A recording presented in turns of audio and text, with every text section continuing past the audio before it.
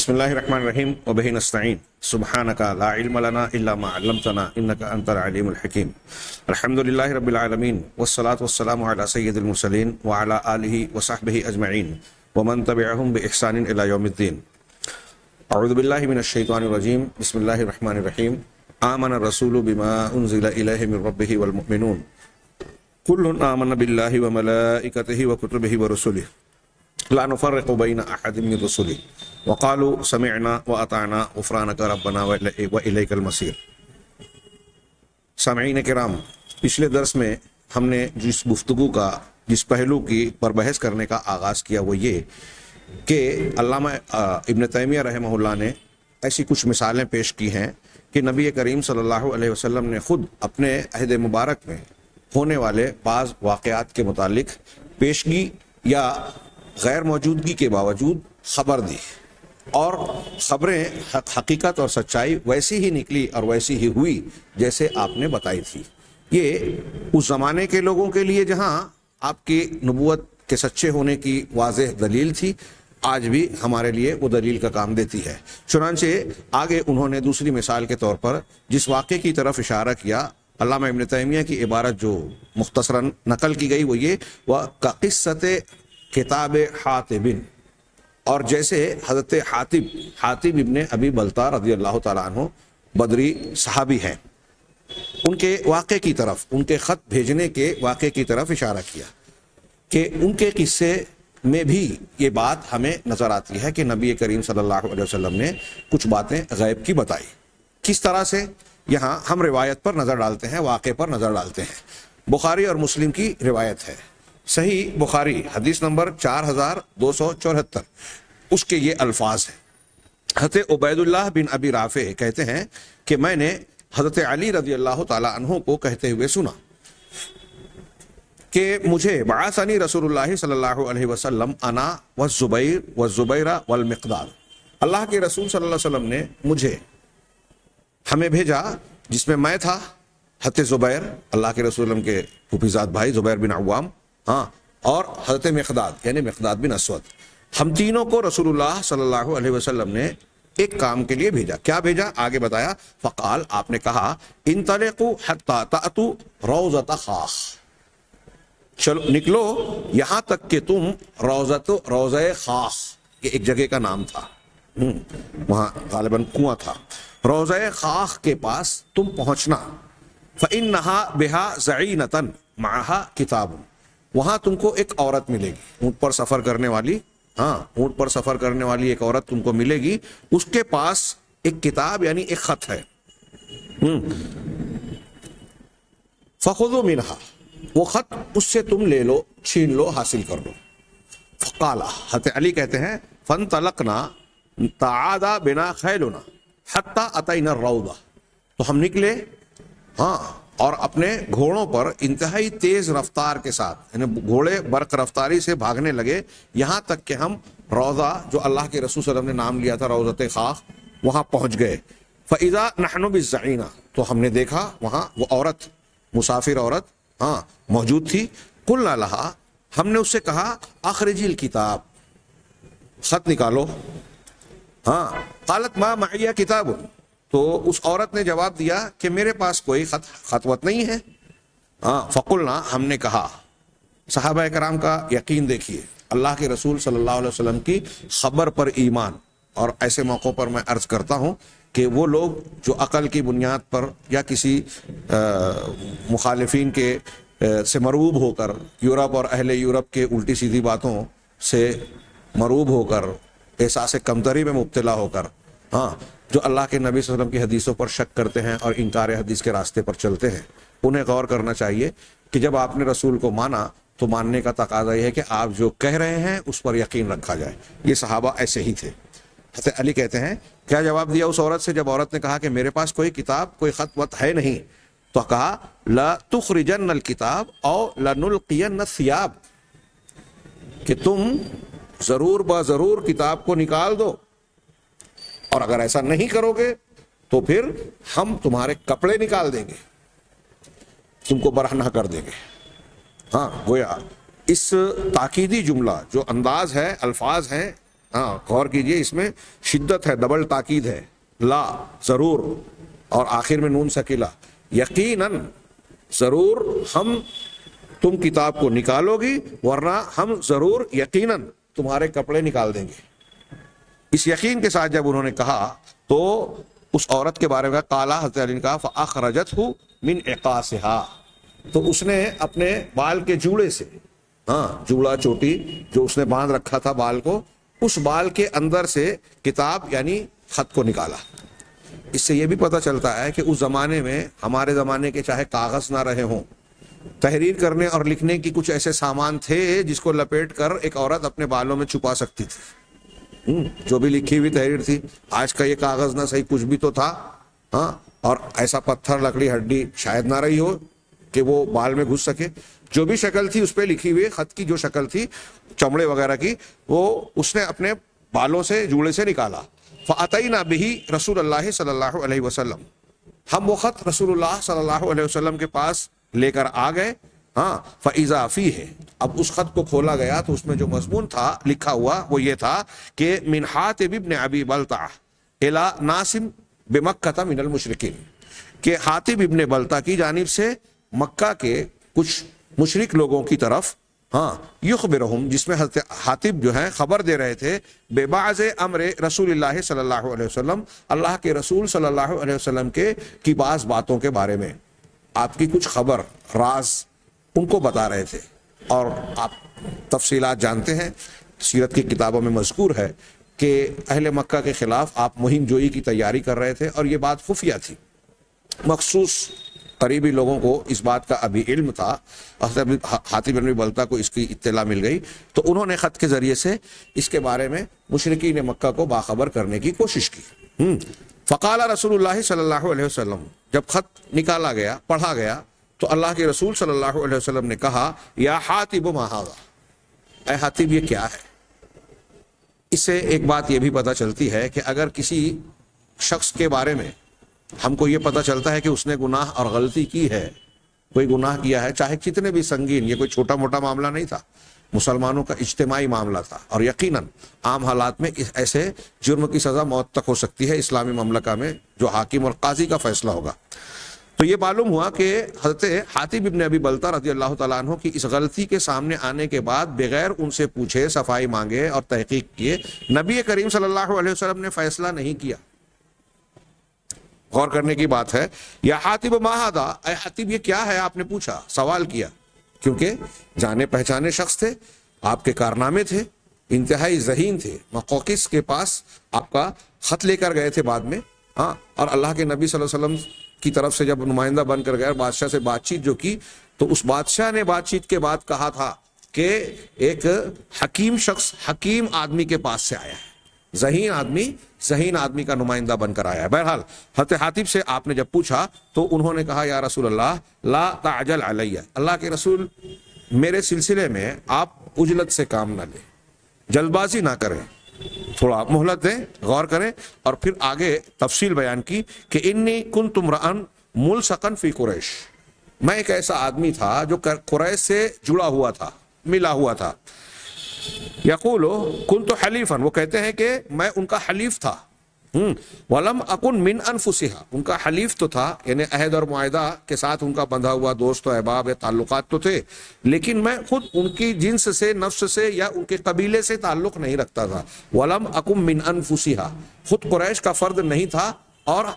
ہاں ان کا حلیف تھا، اس اعتبار سے میرا ان کا تعلق تھا۔ وکان معک من المہاجرین من لہم قرابات یحمون اہلہم و اموالہم، آپ کے پاس جو مہاجرین ہیں ان کے کچھ نہ کچھ رشتہ دار اور قرابت دار ایسے مکہ میں موجود ہیں جو اب ان کے اہل و عیال اور ان کے مالوں کی حفاظت کریں گے۔ ہاں، جو ہجرت کر کے مکہ سے مدینہ آئے ہیں رسول اللہ صلی اللہ علیہ وسلم کے پاس، حضرت حاتب کہہ رہے ہیں اللہ کے رسول سے اپنا عذر بیان کرتے ہوئے کہ میں قریش کے ساتھ جڑا تھا، ان کے حلیف کے اعتبار سے، خود قریش کے قبیلے کا فرد نہیں تھا، اب وہاں سے میں ہجرت کر کے آپ کے پاس آ چکا ہوں اور دوسرے مہاجرین بھی آئے ہیں. تو جو دوسرے مہاجرین آئے ہیں تو ان کے کچھ رشتہ دار قرابت دار مکہ میں اس طرح موجود ہیں جو ان کے مال اور ان کے دیگر رشتہ داروں کی جو مسلمان ہیں ان کی حفاظت یا مسلمانوں کے رشتہ دار ہیں جو آپ کے پاس آ گئے, ان کے رشتہ داروں کی حفاظت کرنے والے وہاں ان کے اقربا موجود ہیں. ہاں, فاحببت اذ فاتنی ذلک من النسب فیہم. اب جب نسب اور خاندان کے اعتبار سے میرا ایسا کوئی معاملہ قریش کے درمیان موجود نہیں ہے تو میں نے یہ پسند کیا, چاہا ان اتخذ عندهم یدن یحمون قرابتی, کہ میں ان کے پاس ایک احسان رکھ دوں. یدن کا مفہوم ہے کہ میں ان کے اوپر ایک بوجھ اور احسان ڈال دوں جس کی بنیاد پر وہ میرے رشتہ داروں یعنی میرے بیوی بچے جو مکہ میں موجود ہیں وہ ان کی حفاظت کریں, میرے قرابت داروں کی. ولم افعلہ,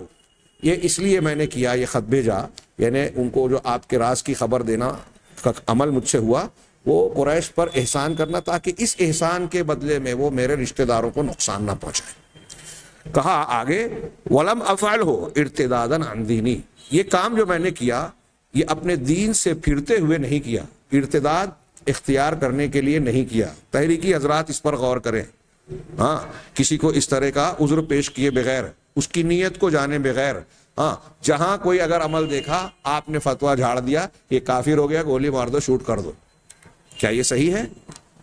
حاتب بن ابی بلتہ رضی اللہ تعالیٰ عنہ کہہ رہے ہیں کہ میں نے یہ جو کام کیا تو میری نیت یا دل میں کوئی ایسی بات نہیں ہے کہ میں اسلام سے پھر کر کفر میں جا رہا ہوں, مرتد ہو رہا ہوں. ارتداد ہونا میرا مقصد یا میرا خواہش یا قطعی نہیں ہے. اور آگے یہ بھی کہا ولا رضا بالکفر بعد الاسلام, اور ایسا بھی نہیں ہے کہ اسلام لانے کے بعد میں کفر سے راضی ہوں, کافر ہو نہیں رہا ہوں ایک چیز ہے, اور مسلمان ہوتے ہوئے کفر کو پسند کر رہا ہوں یہ دوسری چیز ہے. یہ بھی ارتداد اور کفر کی شکل ہے کہ اگر ایک مسلمان کفر کی تعلیمات کو پسند کرے گا, اللہ اور اس کے رسول کے دین کے مقابلے میں کسی دوسرے دین کو صحیح مانے گا, سب پسند کرے گا, تو وہ اس کی وجہ سے اس کا ایمان ٹوٹ جائے گا, نواقض ایمان میں سے یہ چیز شمار ہوگی اور وہ اسلام سے خارج ہے. تو حضرت حاتب کہہ رہے ہیں کہ نہ میں مرتد ہوا, میرا مرتد ہونے کا ارادہ بھی نہیں, اور نہ ہی ایسا بھی کہ میں مسلمان ہوتے ہوئے کفر سے راضی ہوں, ایسا بھی نہیں ہے اللہ کے رسول. فقال رسول اللہ صلی اللہ علیہ وسلم, کا جواب سننے کے بعد اللہ کے رسول صلی اللہ علیہ وسلم نے فرمایا اما انہ قد صدقکم, ہاں سنو اس نے سچ کہا, ان کی بات سچی ہے. اللہ کے رسول صلی اللہ علیہ وسلم نے ان کی تصدیق فرمائی. ظاہر سی بات ہے اگر اللہ کے رسول کی تصدیق صحیح نہیں ہوتی تو فوراً جس طرح خط کے بارے میں اللہ کے رسول کو بتایا گیا یہ بھی بتا دیا جاتا کہ حاتب جو ہے وہ غلط کہہ رہے ہیں, لیکن ایسا نہیں ہوا.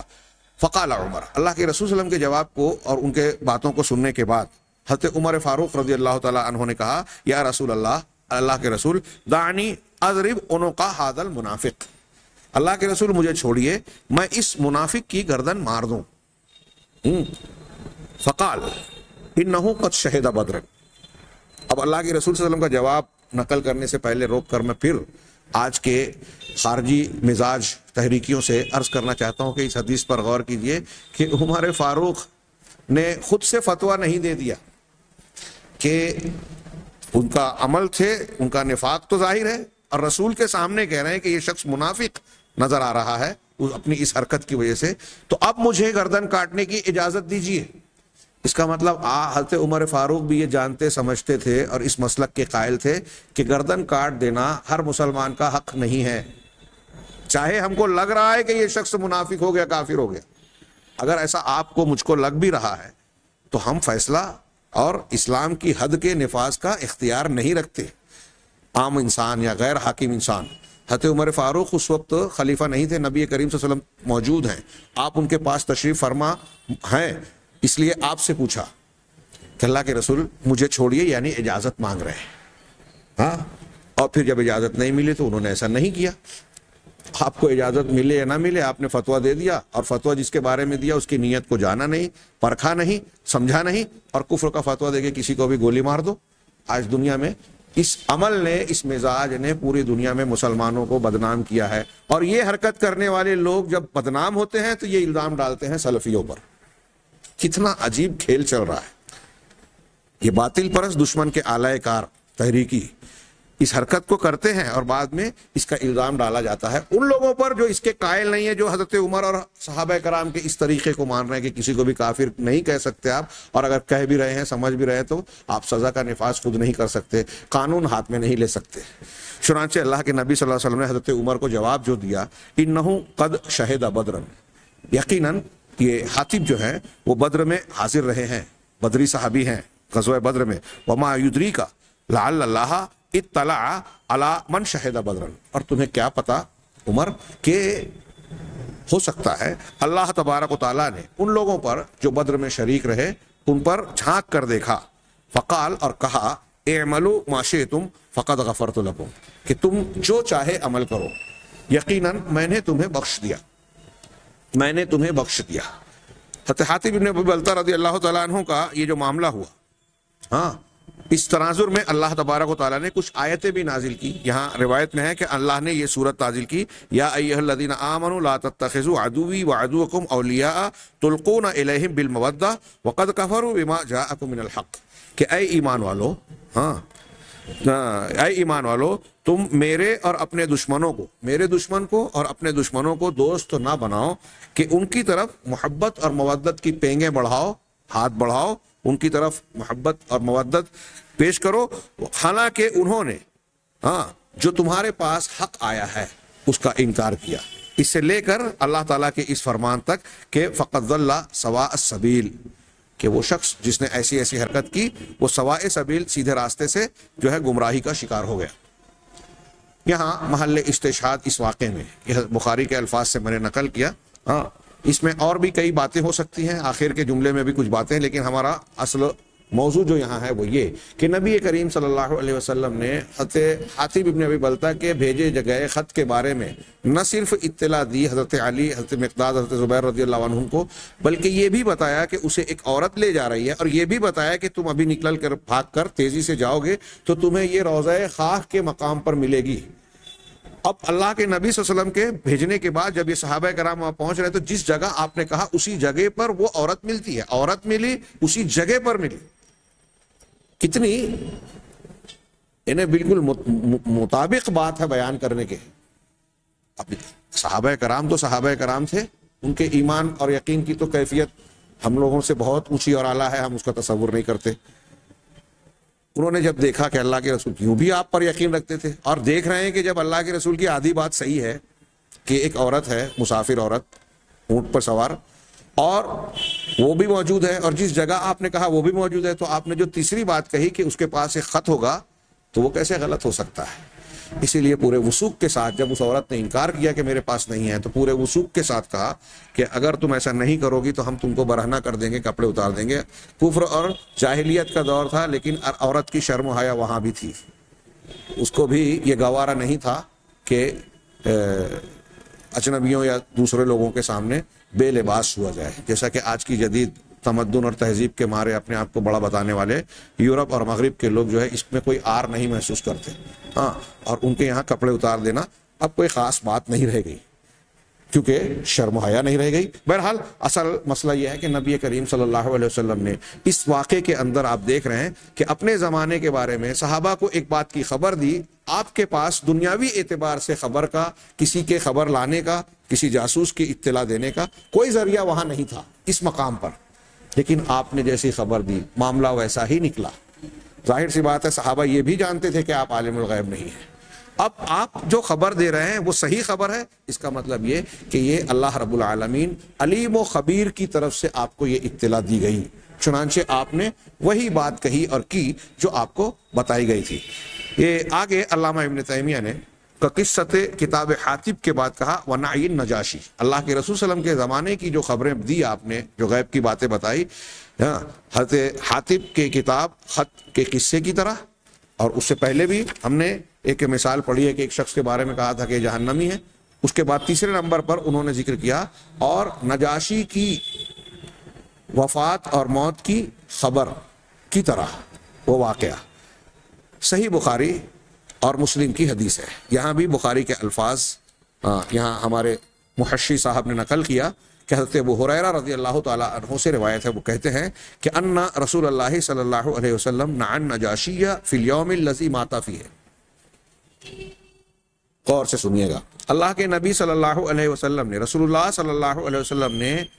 نجاشی حضرت اسحمہ، حضرت اسحمہ رضی اللہ عنہ کہیے، رحمہ اللہ کہیے، حضرت اسحمہ کے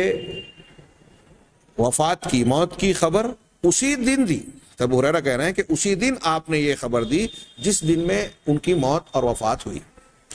جس دن ان کی میت ہوئی، کہاں رہتے ہیں وہ؟ حبشہ میں. اللہ کے نبی صلی اللہ علیہ وسلم کہاں ہیں؟ مدینہ میں. اب غور کیجئے کتنا لمبا فاصلہ ہے، کئی دنوں کی بلکہ ہفتوں کی مسافت تھی اس زمانے کے اعتبار سے. 1000 سے زیادہ کلومیٹر یا میل کا فاصلہ، جو بھی مجھے اس وقت ازبر نہیں ہے. لمبا فاصلہ، حبشہ موجودہ ایتھوپیا اور مدینہ، کتنا لمبا فاصلہ ہے. آج کے زمانے کی طرح ٹی وی چینل اور نیٹ تو دور کی بات، موبائل تو دور کی بات، ریڈیو اور اس قسم کے دوسرے ذرائع بھی نہیں تھے جسے ایک دن 2 دن کے بعد بھی یہ خبر پہنچتی. لیکن جس دن نجاشی کی وفات اور موت ہو رہی ہے، اللہ کے نبی صلی اللہ علیہ وسلم صحابہ کرام کو اسی دن یہ خبر دے رہے ہیں. خرج الی المصلی، آپ مصلی جہاں نماز پڑھی جاتی تھی اس کی طرف نکلے. فصف بہم، اور ان کی صف بندی کی. وکبر اربعا، اور 4 تکبیرات کہی، یعنی نماز جنازہ پڑھی. اسی سے اہل علم نے، جو لوگ نماز جنازہ غائبانہ کے قائل ہیں، وہ اسی سے استدلال کرتے ہیں. اگرچہ اس میں کچھ تفصیلی بحثیں ہیں. کچھ لوگ کہتے ہیں کہ چونکہ ان کی نہیں پڑھی گئی تھی حضرت نجاشی کی، اس لیے آپ نے پڑھی. لیکن جو قائلین ہیں وہ کہتے ہیں کہ اس بات کا کیا ثبوت ہے کہ وہاں کسی نے نہیں پڑھی تھی؟ روایت میں تو اس کا تذکرہ موجود نہیں ہے. کچھ لوگ یہ کہتے ہیں کہ بڑے لوگوں کی پڑھی جائے گی، چھوٹوں کی نہیں. تو جو لوگ قائل ہیں وہ اس کا بھی جواب دیتے ہیں کہ اللہ کے رسول صلی اللہ علیہ وسلم نے اس کی کوئی تخصیص اور تعین نہیں فرمائی. جو لوگ قائل نہیں ہیں وہ یہ سوال اٹھاتے ہیں کہ نجاشی کے علاوہ اور بھی بہت سارے صحابہ کرام کی وفات مدینہ کے باہر یا دوسرے مقامات پر ہوئی، تو اللہ کے نبی صلی اللہ علیہ وسلم سے کسی دوسرے کے لیے پڑھنا ثابت نہیں ہے. اس لیے ہم اس قسم کی قید اور تعین کی بات کرتے ہیں. قائلین کہتے ہیں کہ اللہ کے رسول صلی اللہ علیہ وسلم سے ایک مرتبہ ایک چیز کا ثبوت مل گیا، اب کوئی تخصیص یا اس کی جب دلیل موجود نہیں ہے تو ہم اس کے لیے جواز کا راستہ کھلا ہوا مانتے ہیں. واللہ اعلم بالصواب. ان بحثوں کا مقام فقہی کتابیں اور مسئلے مسائل ہیں. ہم فی الحال یہاں اللہ کے نبی صلی اللہ علیہ وسلم کے معجزے اور آپ کی دلیل، آپ کی حقانیت کی دلیل کے طور پر اس بات کا تذکرہ کر رہے ہیں کہ بغیر کسی دنیاوی ذریعے اور وسیلے کے وجود کے آپ نے انتہائی لمبے طویل، ہزاروں میل کے فاصلے کے درمیان ایک ہی دن میں وہ خبر دی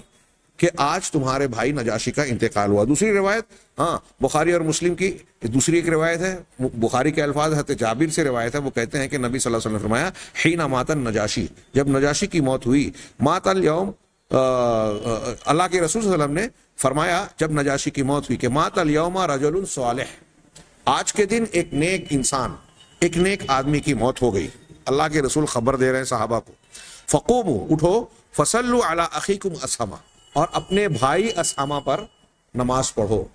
یہ ان کے اسلام لانے، مسلمان ہونے کی کھلی دلیل ہے. اور پھر اللہ کے رسول صلی اللہ علیہ وسلم اور صحابہ کرام نماز جنازہ پڑھ رہے ہیں، کتنی بات ہے. اور اللہ کے رسول کہہ رہے ہیں کہ اپنے بھائی اسحمہ پر. ان روایتوں سے یہ بالکل صاف ظاہر ہے کہ نبی کریم صلی اللہ علیہ وسلم کو یہ اطلاع اللہ تبارک و تعالیٰ کی جانب سے دی گئی. اسی دن جس دن ان کی وفات ہو رہی ہے، موت ہو رہی ہے، اسی دن خبر دینا، نماز جنازہ کا پڑھنا، یہ دلیل ہے اس بات کی کہ نبی کریم صلی اللہ علیہ وسلم سچے رسول تھے. اور بعد میں اگر یہ بات غلط ہوتی تو کچھ دنوں کے بعد حبشہ کے لوگوں کی طرف سے یہ خبر مل جاتی کہ ارے تمہارے نبی نے تو جو ہے نماز جنازہ تک پڑھا دی، خبر دے دی، جبکہ وہ زندہ ہیں. جبکہ ایسا نہیں ہوا. مطلب یہ بات واقعہ سچا تھا، اور آپ کا خبر دینا اور واقعے کا ویسا ہی ہونا آپ کے سچے رسول ہونے کی بڑی واضح دلیل ہے. آگے بڑھتے ہوئے علامہ ابن تیمیہ نے جس واقعے کا ذکر کیا اللہ کے رسول صلی اللہ علیہ وسلم کے زمانے کے ان واقعات کا جو غیب سے متعلق ہیں، اس میں کہا وصحیفۃ قریش، اور قریش کے صحیفے کا معاملہ. یہ ایک لمبا چوڑا واقعہ ہے، اور یہاں حاشیے میں جو انہوں نے اس واقعے اور پھر اس کی روایت کا جو تذکرہ کیا، امام بیہقی کے دلائل النبوہ کے حوالے سے، اسی طرح ابو نعیم کے دلائل النبوہ کے حوالے سے، اور پھر الجواب الصحیح جو مفصل ہے اس کا بھی حوالہ دیا. ان کے حوالوں سے لمبی روایت،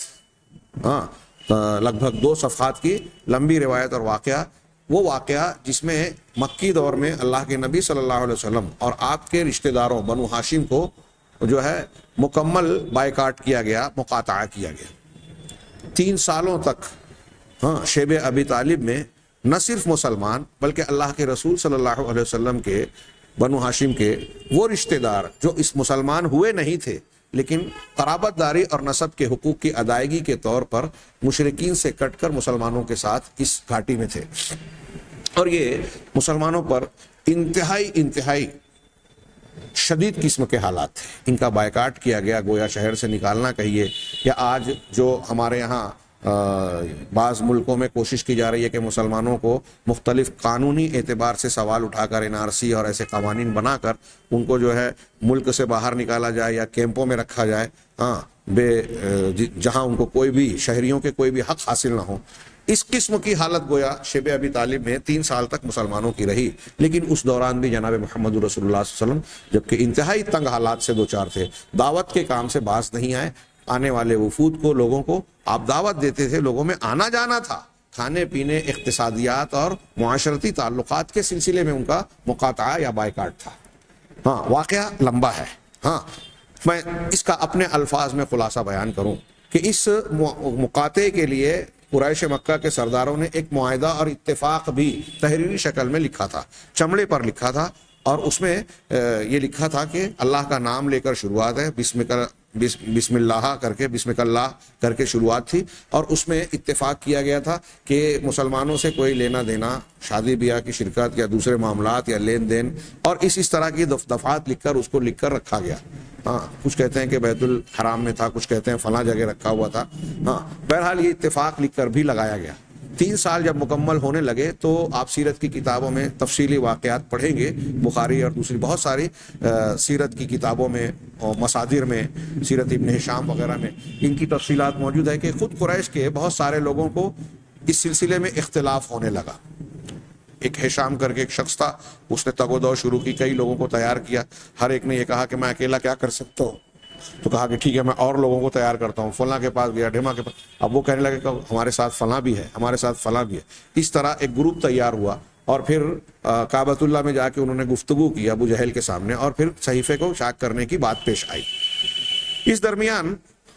اللہ کے نبی صلی اللہ علیہ وسلم نے اپنے چچا ابو طالب کو اس بات کی اطلاع دی کہ اللہ تعالیٰ نے مجھے یہ خبر دی کہ اللہ نے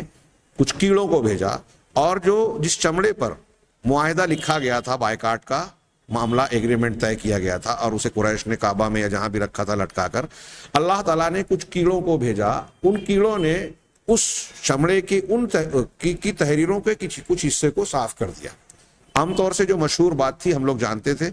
شیخ صفی الرحمن مبارک پوری رحمہ اللہ نے الرحیق المختوم میں لکھا، اور بعض دوسرے لوگوں نے بھی، انہوں نے صاف لکھا ہے کہ جو اللہ تبارک و تعالیٰ کا نام جو تھا، ہاں، اس کو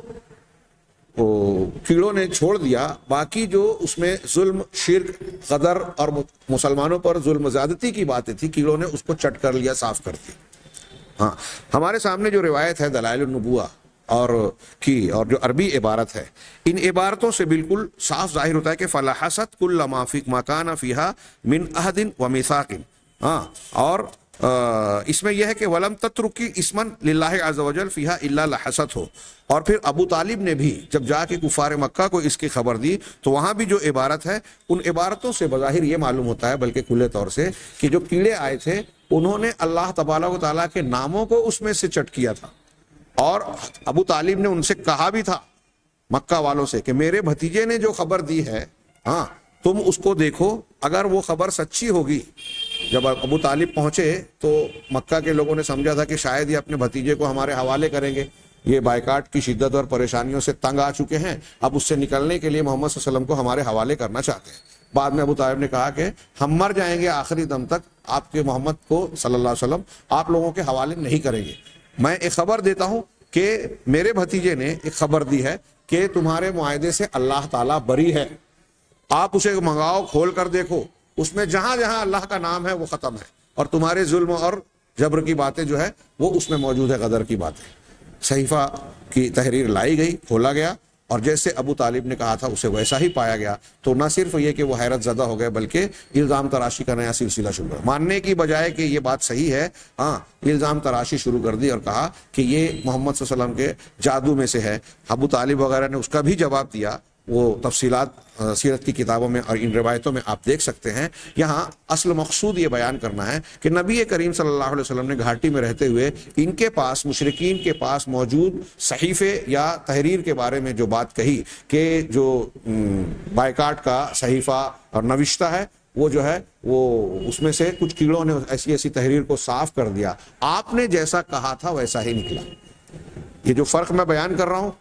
کہ اردو میں یہ بیان کیا گیا کہ اللہ کے نام کے سوا سب چٹ کر دیا، عربی کی عبارت میں یہ ہے کہ اللہ کا نام چٹ ہوا باقی چیزیں باقی تھی، تو ایک شکل شاید اس کی وجہ یہ بھی ہو سکتی ہے کہ علامہ مولانا صفی الرحمان رحمہ اللہ نے کہا کہ یہ روایتیں مختلف کتابوں میں کچھ فرق کے ساتھ ہے، ہمارے نزدیک جو راجح ہے ہم اس کو نقل کر رہے ہیں، تو ممکن ہے کہ راویان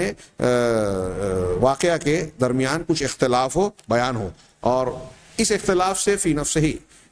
واقعے کی حیثیت پر فرق نہیں پڑتا، بلکہ جو ہمارا محل استشہاد اور دلیل کا نقطہ ہے کہ نبی کریم صلی اللہ علیہ وسلم نے جس طرح بیان کیا تھا واقعہ اسی طریقے سے رونما ہوا۔ یہ جناب محمد رسول اللہ صلی اللہ علیہ وسلم کے سچے رسول ہونے کی ایک اور بڑی اور واضح دلیل ہے۔ یہاں اگلا واقعہ انہوں نے جو نقل کیا ہے کہ وَذِكْرُهُ قَتْلَ أُمَيَّةَ، اور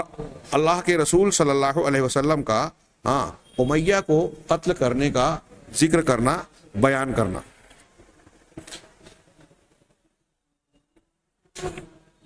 یہ واقعہ جو ہے کسی قدر تفصیل کا متقاضی ہے، اور میں محسوس کر رہا ہوں کہ آج کے درس کا ہمارا وقت جو ہے وہ بہت مختصر سا 1 یا 2 منٹ کا وقفہ بچا ہوا ہے، لیکن یہ واقعہ کچھ زیادہ وقت کا متقاضی ہے۔ امیہ کو قتل کرنے سے متعلق نبی کریم صلی اللہ علیہ وسلم کا